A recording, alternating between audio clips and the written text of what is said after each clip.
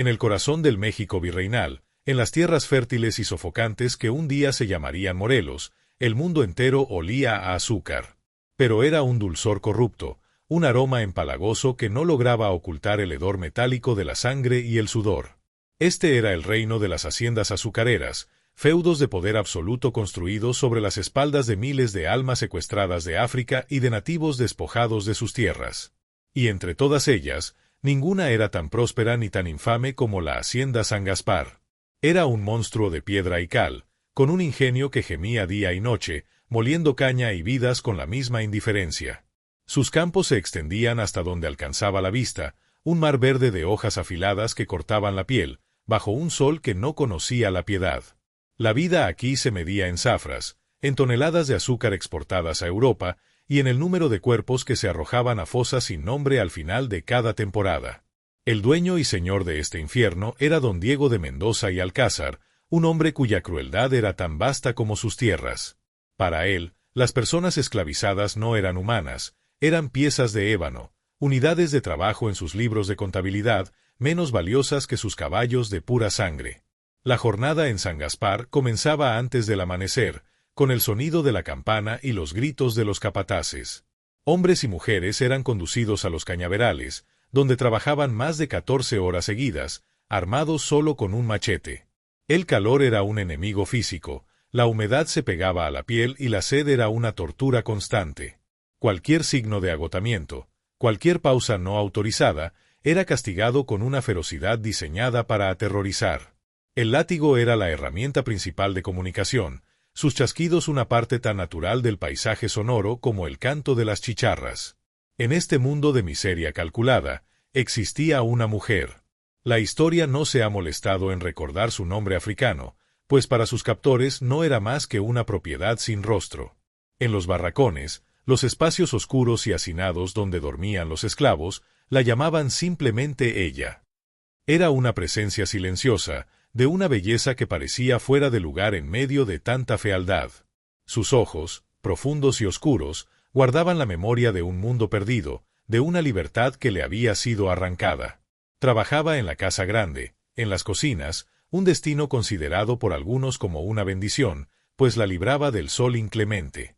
Pero ella sabía que era una jaula diferente, una cercanía al monstruo que la hacía más vulnerable.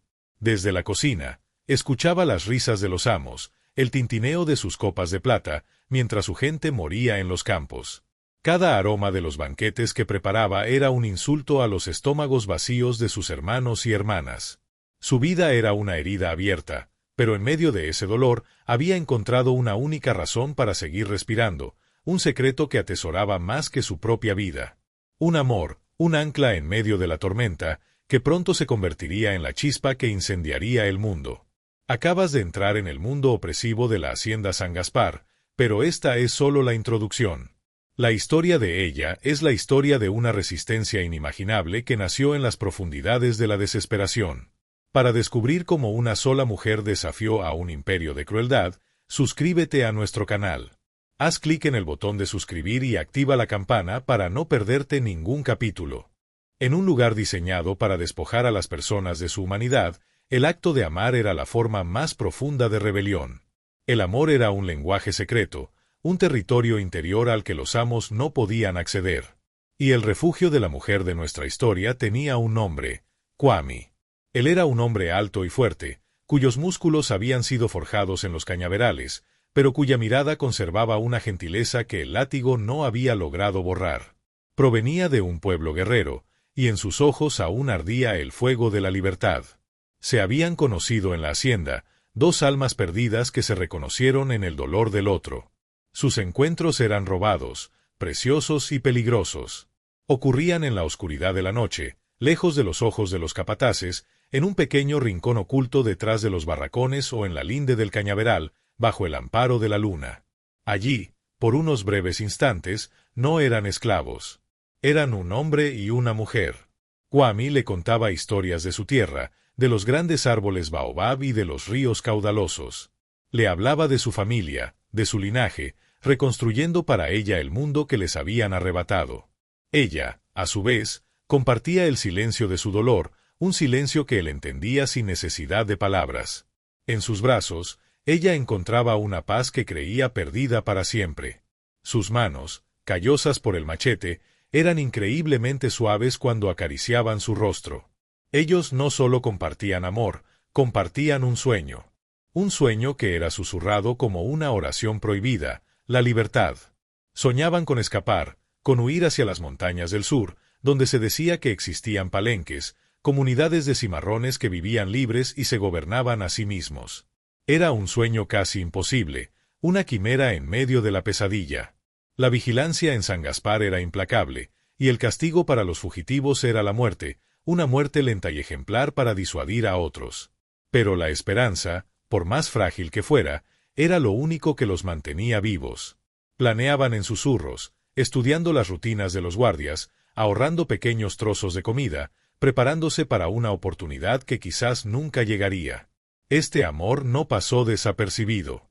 La belleza de la mujer había llamado la atención del propio don Diego, el hacendado. Él la codiciaba, no como a una persona, sino como a un objeto exótico, una posesión más para añadir a su colección. La sometía a un acoso constante, con miradas lascivas y comentarios humillantes. Ella lo soportaba con una dignidad de acero, su desprecio un muro invisible que lo enfurecía. Cuando los rumores de su amor por Kwame llegaron a oídos de don Diego, su crueldad se mezcló con un veneno aún más potente, los celos de un tirano. No podía soportar que algo que él consideraba suyo pudiera entregar su afecto a otro, especialmente a otro esclavo. Vio su amor no como un sentimiento humano, sino como un acto de insolencia, una afrenta directa a su poder absoluto. Y en la mente retorcida de don Diego de Mendoza y Alcázar, toda afrenta debía ser castigada con una crueldad que dejara una cicatriz en la memoria colectiva de la hacienda. La frágil burbuja de paz que la pareja había construido estaba a punto de ser reventada de la forma más brutal imaginable. El pretexto fue trivial, una excusa tan delgada como una telaraña para justificar una atrocidad. Un día, durante la molienda, una de las prensas del ingenio se averió. Era un suceso común, el resultado del desgaste y el uso incesante. Pero para don Diego, fue la oportunidad perfecta. Culpó a Kwame del sabotaje. No hubo pruebas, no hubo juicio, solo la palabra del amo, que era ley y evangelio. Kwame fue arrastrado desde el campo de caña hasta el patio central de la hacienda, el mismo lugar donde los domingos se leía la Biblia y se castigaba a los desobedientes. Se ordenó a todos los esclavos, sin excepción, que dejaran su trabajo y se reunieran en el patio para presenciar el castigo. A la mujer de nuestra historia la sacaron a rastras de la cocina. Ella sabía lo que iba a pasar. Sus ojos buscaron a Kwame, y cuando se encontraron, en medio de la multitud aterrorizada, él le dirigió una última mirada, una mezcla de amor, disculpa y orgullo. Fue un adiós silencioso que le desgarró el alma. Don Diego presidía la escena desde el balcón de la casa grande, con una copa de vino en la mano, como si estuviera a punto de presenciar un espectáculo teatral. El castigo que había ideado no era una simple ejecución, era un ritual de humillación y terror. Kwame fue atado a un poste en el centro del patio. Dos capataces, hombres de corazón endurecido y brazos fuertes, se acercaron con látigos de cuero crudo, cuyas puntas habían sido endurecidas con sal. Y entonces, comenzó la tortura. El primer latigazo rasgó el aire y la piel de Kwame con el mismo sonido. Un grito ahogado brotó de la multitud. La mujer se mordió el labio hasta sangrar para no gritar. El segundo latigazo. El tercero. 100 latigazos, contó ella en su mente, cada uno una puñalada en su propio corazón. La espalda de Kwame se convirtió en una masa informe de carne y sangre, pero no gritó. Soportó el dolor con una resistencia sobrehumana, negándole a su verdugo la satisfacción de oírle suplicar. Cuando los 100 latigazos terminaron, Kwame aún estaba consciente, apenas. Pero don Diego no había terminado. Con una calma escalofriante, ordenó que lo desataran y lo llevaran al centro del patio. Luego, con una crueldad que heló la sangre de todos los presentes, ordenó que trajeran a los perros de presa de la hacienda, bestias entrenadas para cazar esclavos fugitivos. Lo que siguió fue una masacre. La mujer fue forzada a mirar, sus ojos abiertos por la fuerza por uno de los guardias, mientras los perros destrozaban al hombre que amaba. El patio se llenó de los sonidos de la carnicería y de los lamentos ahogados de los esclavos. Cuando todo terminó, don Diego se dirigió a la multitud. Su voz era tranquila, pero cortante como el cristal roto. «Esto es lo que le espera a cualquiera que me desafíe», dijo. «Recordad su rostro. Recordad el precio de la insolencia». Luego, su mirada se posó en la mujer. Había una sonrisa torcida en sus labios. «Y tú», dijo, «aprenderás a quién perteneces». En ese momento, algo dentro de ella murió. La joven que amaba, que soñaba, que sentía, se desvaneció, dejando solo una cáscara vacía. Y en ese vacío, una nueva semilla comenzó a germinar. No era de dolor ni de tristeza. Era una semilla de odio, fría, dura y paciente. La esperanza había muerto, y en su tumba, la venganza comenzaba a echar raíces. En los días y semanas que siguieron a la muerte de Kwame, la mujer se movía por la casa grande como un fantasma. Su cuerpo realizaba las tareas de forma automática. Encendía los fogones, preparaba los alimentos, fregaba los suelos, pero su espíritu estaba en otro lugar. Don Diego la observaba, esperando verla rota, suplicante.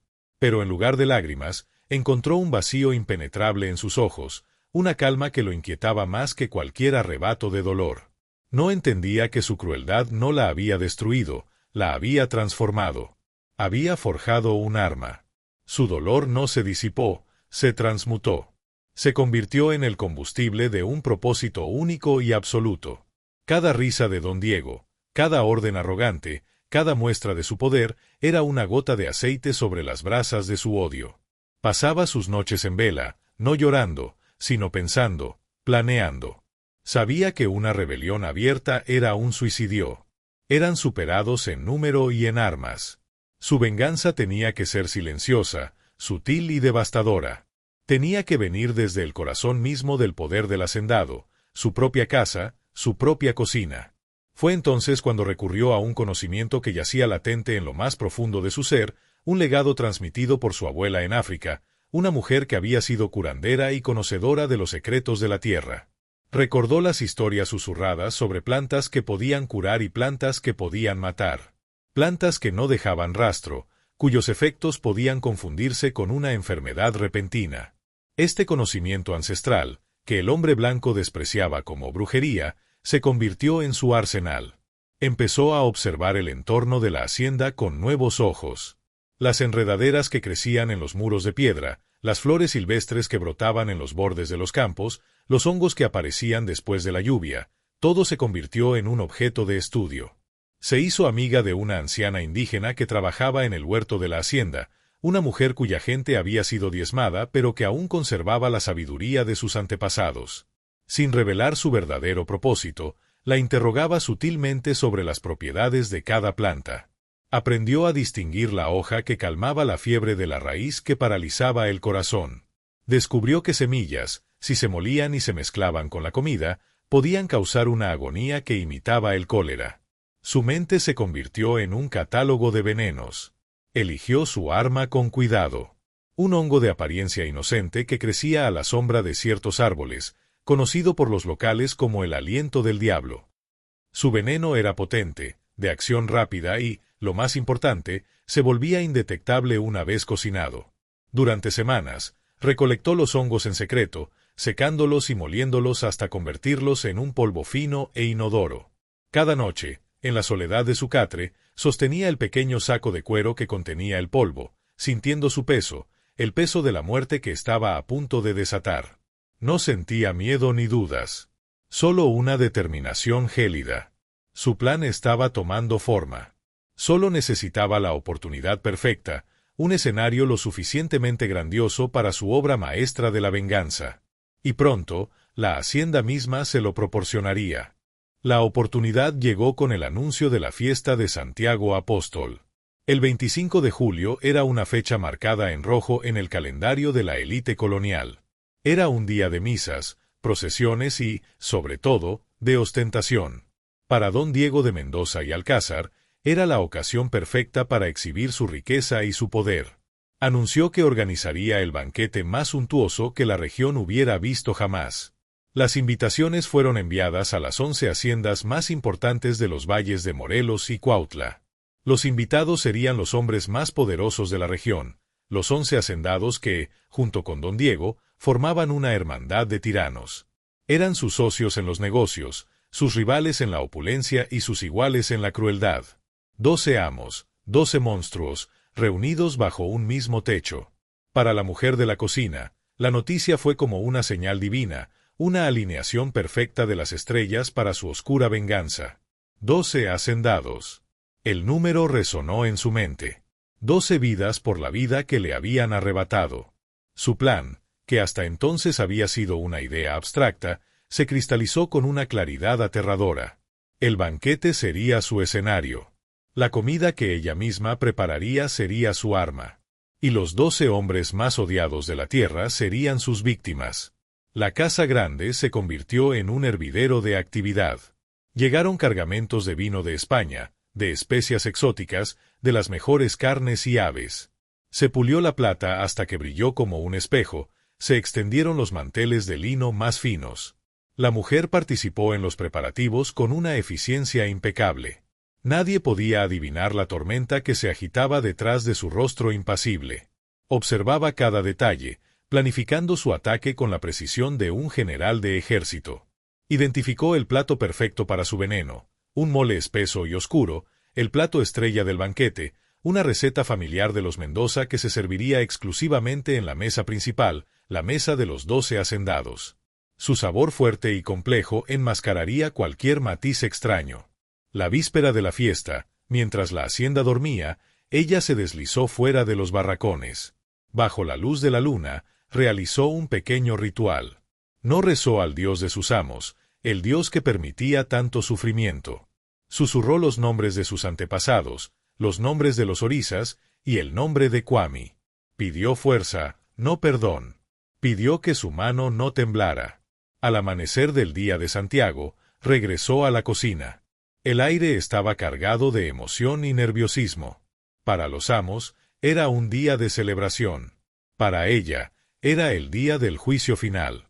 Tenía el polvo, su aliento del diablo, escondido en un pequeño pliegue de su vestido. Solo tenía que esperar el momento adecuado. El sol se elevaba en el cielo, comenzando el día que quedaría grabado en la leyenda para siempre. La trampa está preparada. El veneno está listo. 12 de los hombres más poderosos del virreinato están a punto de sentarse a la mesa de la muerte, sin saber que su cocinera es su verdugo. Este es el punto de no retorno. Si quieres ser testigo de cómo se desarrolla esta increíble venganza, asegúrate de estar suscrito. Dale al botón de suscribir ahora mismo, porque lo que viene a continuación es historia. El día de la fiesta de Santiago Apóstol amaneció con un sol radiante, un cielo de un azul perfecto que parecía burlarse de la oscuridad que estaba a punto de desatarse. Desde temprano, la hacienda San Gaspar fue un espectáculo de movimiento y color. Los esclavos de la casa, vestidos con libreas especiales para la ocasión, corrían de un lado a otro, dando los últimos toques a los preparativos. El aire olía a flores frescas, a cera de abejas de las velas pulidas, y desde la cocina, a las 1000 especias de los manjares que se estaban preparando. A media mañana, comenzaron a llegar los invitados. Uno por uno, los 11 hacendados hicieron su entrada triunfal, cada uno en un carruaje más ostentoso que el anterior, tirado por caballos magníficos y acompañado por una pequeña escolta de sirvientes. Eran los dueños del valle, los reyes del azúcar. Hombres de rostros curtidos por el sol pero de manos suaves, vestidos con terciopelo, seda y encajes. Sus risas eran fuertes, sus voces resonaban con la arrogancia de quienes nunca han conocido un no. Don Diego los recibía en la entrada de la casa grande con abrazos y palmadas en la espalda, una hermandad de lobos celebrando su dominio sobre el rebaño. Desde una ventana de la cocina, la mujer los observaba. No veía hombres, veía una colección de sus pecados. Veía a don Ramiro, famoso por marcar a sus esclavos en la cara. Veía a don Fernando, que se jactaba de haber engendrado más de 50 hijos con mujeres esclavizadas, hijos que luego vendía en el mercado. Veía a don Ignacio, que había ordenado la mutilación de un esclavo por robar una fruta. Cada rostro era un recordatorio de una atrocidad. Sus nombres, sus crímenes, Los recitaba en su mente como una letanía de odio. 11 más el que mató a Kwame. 12. El número era perfecto. En la cocina, el calor era infernal. Las ollas hervían, la carne chisporroteaba en las brasas. El jefe de cocina, un español gordo y malhumorado, gritaba órdenes sin cesar. La mujer se movía en medio del caos con una calma sobrenatural. Su enfoque era absoluto. Se encargó personalmente de la gran cazuela de barro donde el mole se cocinaba a fuego lento. Era su dominio. Nadie más se acercó. Era conocida por tener la mejor sazón para ese plato, un don que ahora se convertiría en su maldición. Mientras los hacendados disfrutaban de aperitivos y vino en los jardines, ella esperaba. Su corazón latía con un ritmo lento y constante. No había miedo. El miedo había muerto junto con Kwame. Solo había un propósito gélido. Sabía que su propia vida probablemente terminaría ese día, pero la idea no le producía terror. Había aceptado su destino. Su vida a cambio de 12 de las de ellos era un intercambio que haría sin dudarlo. El sol alcanzó su cenit, la hora del banquete se acercaba. El jefe de cocina probó una última vez una de las salsas y dio su aprobación. Se dio la orden de empezar a servir. Era el momento. Con la espalda vuelta al resto del personal de la cocina, y con un movimiento rápido y preciso que había ensayado 1000 veces en su mente, sacó el pequeño saco de cuero. El polvo fino, el aliento del diablo, cayó sobre el mole oscuro, disolviéndose al instante, invisible, inodoro, mortal. Con una cuchara de madera, lo removió lentamente, sellando el pacto de muerte. La gran campana de la hacienda sonó, llamando a los invitados al comedor. El salón principal de la casa grande había sido transformado. Una larguísima mesa de caoba pulida se extendía por el centro, cubierta con un mantel blanco inmaculado y adornada con candelabros de plata y arreglos florales. Los 12 hacendados tomaron asiento en la cabecera, en sillas talladas que parecían tronos. Don Diego, en el centro, levantó su copa. Por el rey, por España y por el azúcar que nos hace ricos, brindó. Por el azúcar, respondieron los otros 11 al unísono, sus voces retumbando en el salón. Los sirvientes comenzaron a marchar desde la cocina, en una procesión perfectamente coreografiada, llevando bandejas de plata cargadas de comida. Desfilaron los primeros platos, sopas, ensaladas, manjares fríos. Los hacendados comían con voracidad, reían a carcajadas, contaban historias de sus proezas comerciales y de la brutalidad con la que manejaban sus propiedades. Hablaban de la compra y venta de seres humanos con la misma naturalidad con la que hablaban del clima. Desde una puerta lateral, oculta en la sombra, la mujer observaba. Su rostro era una máscara de piedra. No sentía nada más que un vacío expectante. Entonces, llegó el momento del plato principal. 2 sirvientes entraron llevando la enorme cazuela de barro que contenía el mole, su aroma especiado llenando el aire. El plato fue presentado con gran ceremonia ante don Diego, quien aplaudió con entusiasmo. El famoso mole de mi familia, anunció a sus invitados. Ninguno de ustedes probará uno igual. La mujer observó como un sirviente, ajeno a todo, servía porciones generosas en cada uno de los 12 platos de plata. Vio cómo los hombres hundían sus cucharas en la salsa oscura, cómo se llevaban la comida a la boca, cómo asentían con la cabeza en señal de aprobación, elogiando el sabor. Habían ingerido su propia muerte y la estaban disfrutando. Ella permaneció en la puerta, inmóvil, contando los segundos en su mente. El veneno era rápido, pero no instantáneo. Había calculado que tardaría unos minutos en hacer efecto, tiempo suficiente para que todos hubieran comido lo necesario. Los hacendados continuaron su conversación, pero pronto, el primero de ellos, don Ramiro, el que marcaba los rostros, frunció el ceño. Se llevó una mano al estómago, su rostro palideciendo. Dejó caer su copa, que se hizo añicos en el suelo, rompiendo el ambiente festivo. Todos los ojos se volvieron hacia él. Tosió violentamente, una espuma blanca apareciendo en sus labios. Antes de que nadie pudiera reaccionar, un segundo hacendado, don Fernando, se desplomó sobre la mesa, sus ojos desorbitados.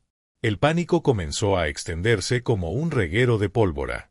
Un tercero se levantó de su silla, agarrándose la garganta, incapaz de respirar, antes de caer al suelo convulsionando. El caos estalló. Gritos de terror y agonía reemplazaron las risas.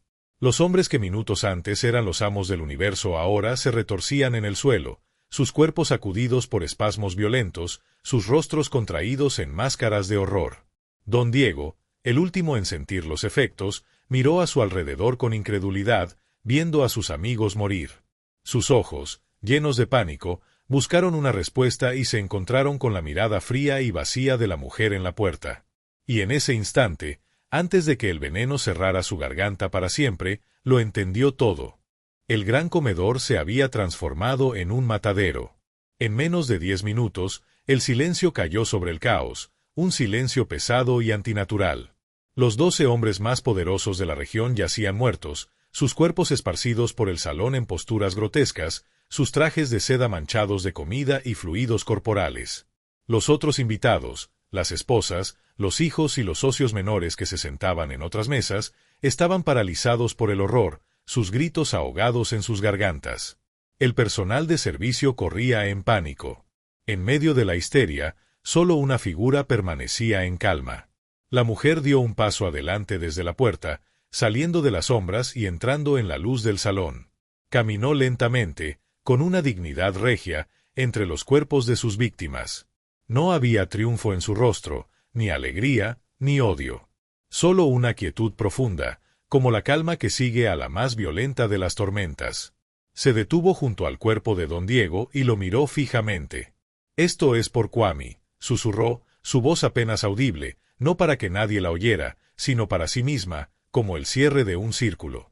Los guardias de la hacienda, finalmente reaccionando, irrumpieron en el salón con los mosquetes en la mano. La vieron de pie, sola, rodeada de muerte, y la verdad se hizo evidente para todos. No intentó huir. No se resistió cuando la agarraron bruscamente por los brazos. Dejó caer el pequeño saco de cuero vacío de su vestido, la única prueba que necesitaban. La arrastraron fuera del salón, a través del patio donde Kwame había sido asesinado. Mientras la llevaban, los otros esclavos salieron de los barracones, atraídos por el tumulto. Vieron los cuerpos siendo sacados de la casa grande, vieron a la mujer siendo encadenada, y un murmullo recorrió a la multitud. No era de miedo, sino de asombro y, para algunos, de una terrible y secreta admiración. Su juicio fue rápido y predecible. No había necesidad de un proceso largo. El virreinato no podía permitir que un acto de rebelión de tal magnitud quedara sin un castigo rápido y aterrador. La llevaron a Cuernavaca, donde fue interrogada. No negó nada. Confesó su crimen con una voz clara y firme, detallando cómo había planeado y ejecutado su venganza. Los clérigos intentaron que se arrepintiera, que pidiera perdón a Dios por sus pecados. Ella los miró con sus ojos vacíos y les preguntó si sus amos se habían arrepentido alguna vez de los suyos. Fue sentenciada a la horca. La ejecución sería pública, en el patio de la hacienda San Gaspar, para que sirviera como la advertencia final. El día de su muerte, la llevaron de vuelta a la hacienda. Mientras caminaba hacia el árbol donde la soga la esperaba, no bajó la cabeza. Miró a los rostros de sus hermanos y hermanas esclavizados, que habían sido obligados a presenciar su final. No había un mensaje de rebelión en sus ojos, ni una llamada a las armas. Solo había una declaración silenciosa, que incluso el más oprimido de los seres humanos posee el poder de la elección, y que ella había elegido su propio final. Había vivido como una esclava, pero moriría como la mujer que había hecho justicia por el hombre que amaba y que había hecho temblar los cimientos de un imperio con un plato de comida. La soga se apretó alrededor de su cuello, y su cuerpo se balanceó en el aire. Pero su historia no terminó en ese árbol. De hecho, fue allí donde realmente comenzó. Su muerte no fue el final, sino el nacimiento de una leyenda. Los amos creyeron que con su ejecución habían extinguido la llama de la rebelión. Se equivocaron. Solo habían logrado esparcir las brasas. En los barracones de San Gaspar, y pronto en todas las haciendas del valle, su historia comenzó a ser susurrada en la oscuridad. Se convirtió en un cuento secreto, una fuente de inspiración y de miedo. Los esclavos contaban la historia a sus hijos, no como una llamada a la violencia, sino como un recordatorio de que la dignidad nunca puede ser completamente arrebatada. Se convirtió en la Vengadora de Santiago, un espíritu de justicia que velaba por ellos. Algunos decían que en las noches de julio, su fantasma se podía ver caminando por los cañaverales, y que las plantas venenosas florecían donde quiera que pisaba. Los capataces comenzaron a temer a las cocineras silenciosas, a mirar con recelo la comida que se les servía. El acto de una sola mujer había sembrado una paranoia duradera en los corazones de los opresores. Con el tiempo, la historia se filtró más allá de las haciendas, pasando a formar parte del folclore de Morelos. Se mezcló con las creencias indígenas y africanas, transformándose en una leyenda que ha sobrevivido durante siglos. La esclava sin nombre se convirtió en un arquetipo, un símbolo poderoso de la resistencia contra la tiranía. Su acto, aunque nacido de una venganza personal, adquirió un significado mucho más amplio. Representaba la furia reprimida de un pueblo entero, la idea de que la justicia, a veces, debe ser tomada por las propias manos cuando el sistema la niega. Hoy, la hacienda de San Gaspar es una ruina, sus muros de piedra devorados por la vegetación, el ingenio azucarero silenciado para siempre. El sistema de esclavitud que representaba ha sido abolido. Pero la historia de la esclava envenenadora perdura. Es un testimonio del lado más oscuro de la historia de México, una historia que a menudo se pasa por alto en los libros de texto oficiales. Nos recuerda que la riqueza y el progreso de una era se construyeron sobre un sufrimiento inimaginable, y que dentro de ese sistema de horror hubo individuos que se negaron a ser simples víctimas. Se negaron a que sus historias fueran borradas. La mujer de nuestra historia puede que haya perdido su nombre, su amor y su vida, pero al final ganó la inmortalidad. Su leyenda es una llama que se niega a extinguirse, un recordatorio eterno de que incluso en la noche más oscura, un solo acto de desafío puede crear una luz que ilumine el camino para las generaciones futuras. La historia de la Vengadora de Santiago es un poderoso recordatorio de que muchas de las figuras más valientes de la historia son aquellas cuyos nombres no aparecen en los monumentos. Hay miles de historias como esta, esperando ser contadas. Si crees que estas leyendas de resistencia merecen ser escuchadas, suscríbete a nuestro canal. Ayúdanos a mantener viva su memoria y a compartir las historias que realmente forjaron nuestro mundo.